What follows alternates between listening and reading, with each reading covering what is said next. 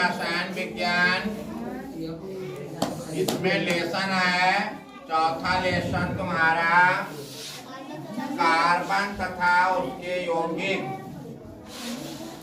Carbon तथा उसके यौगिक,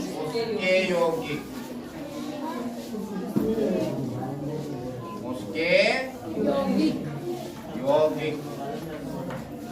कार्बन तथा उसके यौगिक जो है इसका लेसन का नाम है। सबसे पहले समझ लो कार्बन क्या है ना। कार्बन क्या है? कार्बन शब्द जो है ये लैटिन भाषा की, कौन सी भाषा है? लैटिन। लैटिन भाषा की जो है से लिया गया है। काहे से? कार्बो शब्द से। लैटिन भाषा की काहे से लिया गया है?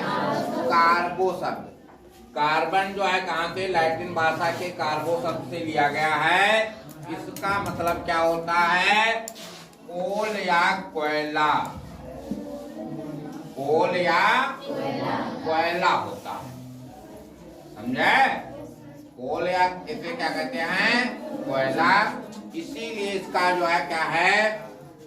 कोल या कोयला को हम कार्बन कहते हैं। और इसका प्रतीक कौन सा होता है? इसका प्रतीक जो है हमेशा सी होता है। जहां पर भी ये सी लिखा हो वो कार्बन जो है होता है। क्लियर हो गया? कार्बन वह सभी यौगिक जिनमें क्या हो? कार्बन के गुण पाए जाते हैं या कोयला पाया जाता है, उससे हम कार्बन के यौगिक कहते हैं। किसी भी वस्तु को जलाने पर या उसका जो है अपघटन करने पर उसमें से कोयला या कोल प्राप्त होता है तो वो क्या हो जाएगा? कार्बन का यौगिक। क्लियर हो गया कि नहीं? तो कार्बन के यौगिक तुम्हारे कौन कौन से हैं? जैसे तुम्हारा मेथेन गैस है। कौन है? Methane gas, ethylene gas. ये सभी तुम्हारे जो हैं काहे के हैं? ये सभी तुम्हारे कार्बन के ही जो हैं यौगिक हैं। क्लियर होगा? कार्बन क्या करता है? कार्बन हाइड्रोजन के साथ आसानी से क्रिया कर लेता है और सह संयोजक बांध बनाता है। समझे? अब हम बात करें कार्बन में जो है कुल कितने होते हैं? कार्बन में कुल 6 इलेक्ट्रॉन पाए जाते हैं। कितने इलेक्ट्रॉन? 6। ये क्या है? इलेक्ट्रॉन। किसी भी तत्व में जो है क्या होता है? किसी भी तत्व को जो है अपनी कक्षा भरना अनिवार्य होता है। इसके अंदर जो है नाभिक होता है। नाभिक में प्रोटॉन और न्यूट्रॉन होते हैं। पहली कक्षा में कितने इलेक्ट्रॉन होना आवश्यक है? 2। दूसरी कक्षा में ये 6, 7, 8 में पढ़ा होगा तुमने। दूसरी कक्षा में कितने आवश्यक हैं? 8। कितने? 8 आवश्यक हैं। समझे? 8 आवश्यक हैं। अगली कक्षा में कितने? 16, फिर 32, फिर 64। ऐसे जो है ये क्या होता है? एक श्रृंखला होती है। 2, 8, 16, 32, 64।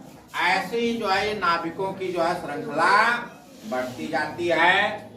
तो प्रत्येक इलेक्ट्रॉन क्या करता है या प्रत्येक का तत्व अपनी जो है कक्षा भरने के लिए जो है कार्य करता है। जब तक उसकी कक्षा जो है पूर्ण नहीं होगी वो स्थायी रूप से जो है तत्व नहीं बनता है। समझे? जैसे तुम्हारा कार्बन डाइऑक्साइड गैस, अगर कार्बन क्या धुआं है, उसमें धुएं में जब तक ऑक्सीजन नहीं मिले तब तक वो धुआं बन सकता है। तो स्थायी जो है तत्व बनने के लिए उसको जो है क्या है? अपनी कक्षा पूरी करनी होती है। तो कार्बन में कितने इलेक्ट्रॉन हमने बता दिए? 6। तो पहली कक्षा में यहाँ क्या चाहिए? 2 चाहिए। तो 2 तो हो गए, पहली कक्षा उसने भर दिया। बाकी कितने बचे? 4 बचे। या तो वो 4 इलेक्ट्रॉन अपने किसी को दे दे तो उसकी पहली कक्षा भरी रहेगी, या क्या करे, या तो जो है उसको कितने आवश्यकता है भी 8 होने हैं, और कितने आवश्यकता है अब 4 है उसके पास, 4 किसी से जो है ले ले। इलेक्ट्रॉनों के जो है इसी आदान प्रदान को ही जो है क्या कहते हैं, संयोजक, या क्या कहते हैं संयोजक। इसी को जो है अगर हम बराबर बराबर ले रहे हैं तो उसको हम कहते हैं सहसंयोजक, है ना। सहसंयोजक का मतलब क्या है, साझे की खेती, साझे खेती मतलब क्या होता है, आधा आधा जितना हम देंगे उतना दूसरा देगा, होता है कि नहीं। इसलिए सहसंयोजक का मतलब भी यही होता है। तो ये कार्बन करता क्या है, ये अगर तुमसे जो है मान लो 4 इलेक्ट्रॉन का मतलब जो है बहुत हो गया किसी तत्व के लिए, जैसे तुम्हारे लिए 4 इलेक्ट्रॉन का मतलब हो गया 40,000 रुपए, 40,000 हम समथिंग मान ले रहे हैं। तो कोई व्यक्ति से तुम 40,000 एकदम से मांगोगे तो देगा नहीं देगा, है ना। अगर जो है हम अलग अलग 10,000 4 लोगों से मांग ले दे सकता है, और एक लोग तो देगा। तो इसी प्रकार ये जो है कार्बन क्या करता है, हाइड्रोजन के 4 अन्य जो है तत्वों से क्रिया करके एक एक इलेक्ट्रॉन ले लेता है। यानी इसके थे कितने, 8 ही थे। तो ये क्या करता है, अपने जो 4 इलेक्ट्रॉन हैं तो उनमें से जो है 4 बचे, ये हाइड्रोजन के साथ क्या करता है, क्रिया करता है साझे की, इसको हम कहते हैं सहसंयोजक क्रिया। क्यों करता है, ये भी इसके भी समस्या है। क्या समस्या है, हाइड्रोजन के पास केवल एक इलेक्ट्रॉन होता है। कितना होता है, तो पहली कक्षा भरने के लिए कितने चाहिए, 2 चाहिए। तो इसको भी क्या है, एक की आवश्यकता है। तो ये क्या करता है, एक जो है अनुबंध करता है कि हम एक इलेक्ट्रॉन अपना दे देंगे, लेकिन तुम हो हमका एक इलेक्ट्रॉन दो तो हमारी भी कक्षा भर जाए। तो इसीलिए क्या करता है, हाइड्रोजन और कार्बन दोनों जो हैं सहसंयोजक का जो है क्या करते हैं, बांड करते हैं। जिससे पहले क्या करता है, कार्बन जो है हाइड्रोजन अपनी क्रिया कर लेता है, उसके में कितने हो गए, एक एक सबका दे देता है कार्बन। तो फिर क्या करता है, अपने जो दिए हुए हाइड्रोजन हैं इलेक्ट्रॉन, वो हाइड्रोजन के मिलाकर कितने हो गए, 8। इसी को हम कहते हैं समचतुष्फलकी संरचना।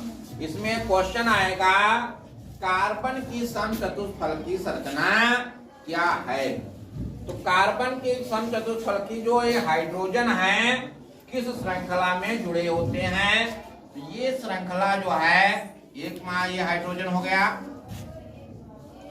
एक तुम्हारा ये हो गया हाइड्रोजन, एक ये हाइड्रोजन, ऐसे जुड़ता है कुछ समथिंग, ऐसे समझे, कुछ ऐसे। इनके प्रत्येक जो है हाइड्रोजन के बीच 109 डिग्री 28 मिनट का जो है कोण बनता है। कार्बन समचतुष्फलकी के बीच जो है संरचना में कितना, प्रत्येक हाइड्रोजन के बीच जो है 109 डिग्री 28 मिनट का जो है ये कोण बनाता है एक हाइड्रोजन के बीच, और तभी परस्पर जो है एक दूसरे से जुड़े रहते हैं। ऐसे कोई जो है हाइड्रोजन दूसरे हाइड्रोजन के इस प्रकार जो है जुड़ता है, इसी को हम क्या कहते हैं, समचतुष्फलकी संरचना। ये तुम्हारे बुक में जो है बनी होगी, समझे। इसे हम क्या कहते हैं, समचतुष्फलकी संरचना। क्लियर होगा कि ना? यह समचतुर्फल की संरचना जान गए कि ना? अब इसके बाद थोड़ा बंद कर दो भैया। निरर्थक पद्धति और दूसरी पद्धति जो आजकल जो है चल रही है उसको हम कहते हैं IUPAC पद्धति। IUPAC पद्धति। निरर्थक पद्धति क्या है पहले समझ लो। वह सिस्टम या वह पद्धति जिसमें किसी भी कार्बनिक यौगिकों को जो है उनके निवास स्थान या उनके गुणों के आधार पर ही जो है उसका नामकरण कर दिया जाता था। जैसे इसको समझना है बस।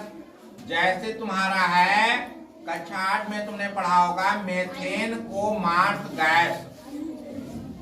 मेथेन को क्या कहते हैं? मार्स गैस भी तुमने पढ़ा होगा। मेथेन को मार्स गैस कहते हुए पढ़ा था। मेथेन को मार्स गैस क्यों कहते हैं? तो मार्स माने होता क्या है? मार्स मीन्स होता है तुम्हारा दलदल। मार्स माने क्या होता है? दलदल। ये जो मेथेन गैस है ये दलदली भागों में ही जो है पाई जाती है, इसीलिए इसको हम क्या कहते हैं? Marsh gas. उसी प्रकार जो है तुम्हारा कौन सा है? एक और है फार्मिक अम्ल। कौन सा अम्ल है? फार्मिक अम्ल। फार्मिक अम्ल किससे प्राप्त होता है? फार्मिक अम्ल जो है एक फार्मिका आंट होती है। कौन सी? फार्मिका आंट। आंट माने क्या होता है? चींटी, जिसको हम कहते हैं लाल चींटी। लाल चींटी तुमने देखी है? तो लाल चींटी को जो है आसवन के द्वारा ये प्राप्त होता था। यानी आसवन समझ रहे कि नहीं? लाल चींटियों को उबाल कर जो लिक्विड बना वो तुम्हारा फार्मिक अम्ल बनता था। तो ये जो है कुछ ऐसे नामकरण थे जो क्या थे? जो उनके नाम पर या स्थान पर जो है रखे जाते थे, इसीलिए उनको हम क्या कहते थे? निरर्थक पद्धति। लेकिन जिनेवा में जो है सभी जब वैज्ञानिक इकट्ठा हुए, तुम्हारे रासायनिक रसायन शास्त्री, तो उन्होंने जो कार्बनों की यौगिकों की लिस्ट बनाई उस पद्धति को हम कहते हैं IUPAC पद्धति। इसका नाम क्या है? आई का मतलब है इंटरनेशनल, इंटरनेशनल, यू का मतलब है यूनियन, इंटरनेशनल यूनियन। फिर प्योर, पी का मतलब है pure of applied, pure of applied, applied. C का मतलब है international union and pure of applied. यहाँ पर एंड जोड़ लोगे। And pure of applied chemist, chemist system, ये इसका पूरा नाम है। और इसको हिंदी में क्या कहते हैं? अंतरराष्ट्रीय विशुद्ध, अंतरराष्ट्रीय विशुद्ध या अनुप्रयुक्त पहले लिख लो, हिंदी में लिखे दे रहे हैं अंतरराष्ट्रीय अनुप्रयुक्त, अनुप्रयुक्त और विशुद्ध, विशुद्ध रासायनिक, रासायनिक, अंतरराष्ट्रीय विशुद्ध रासायनिक संघ, ये इसका हिंदी लिखी है। ये कल पढ़ाया जाएगा। बंद करो। ला इंग्लिश का वीडियो बनाना है क्या? डाल दीजिए। चलो ये